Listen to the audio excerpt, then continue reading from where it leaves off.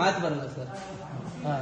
ಹೇಳಕ್ ಮಾತು ಬರಲ್ಲ. ವಿಡಿಯೋದಲ್ಲಿ ನೋಡೋದಕ್ಕೆ ಆದ್ರೆ ಎಲ್ಲರಿಗೂ ಒಂದೇ ಹೇಳದ್ ನಾವು, ಹಿಂದೆಗಡೆ ಮಾತಾಡೋಕ್ಕಿಂತ ಬಂದು ಫಸ್ಟ್ ಮುಂದೆಗಡೆ ನೋಡ್ಬಿಟ್ಟು ಮಾತಾಡ್ರಿ.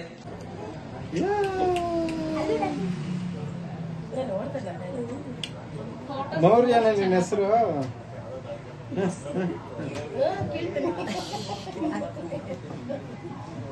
ಯಾರು ಯಾರು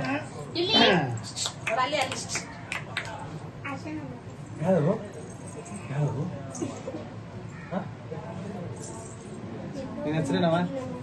ಮೌರ್ಯ. ಹೆಸರೇನು? ಮೌರ್ಯ.